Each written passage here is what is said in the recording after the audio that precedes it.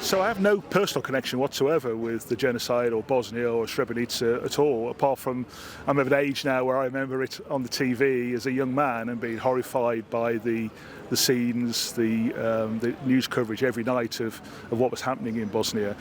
We were on vacation 3 weeks ago, my wife and I, in Croatia, and we did spend a day in Mostar in Bosnia, and we visited a museum there dedicated to the genocide, and it just reminded me of the terrible things that happened.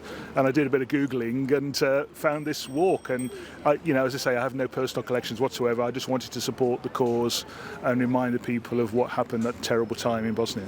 I think, in the same way we should never forget what happened in the Second World War as well. In the times where we have war in Europe again, we have war in the Middle East, we have increasing polarization in Europe, in America. It's important that we don't forget what can happen when nationalism gets out of control and populism gets out of control. The end result of that is always the kind of things that happened in Srebrenica 30 years ago.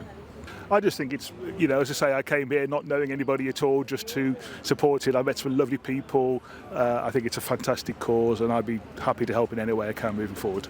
And I'm definitely going to visit Sarajevo in the new year.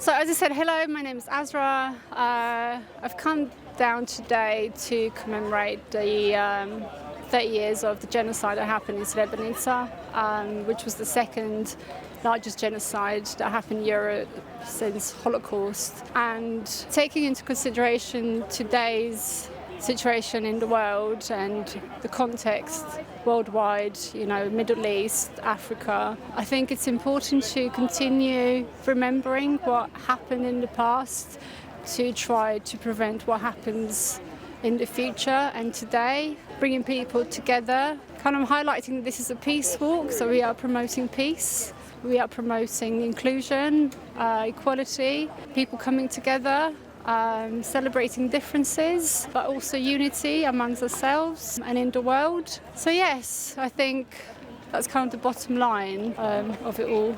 I mean, personally, this whole week has been quite, the whole build-up of this week, till for yesterday, which was kind of the day, the main day, has been quite emotionally intense, particularly because I have lost members of my family in Srebrenica.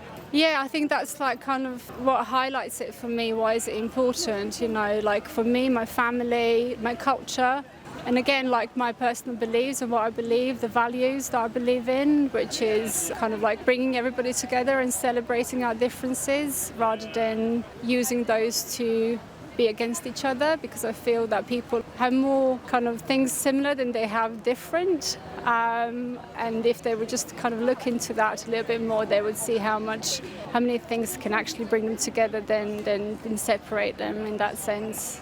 What can people learn from what happened in Bosnia?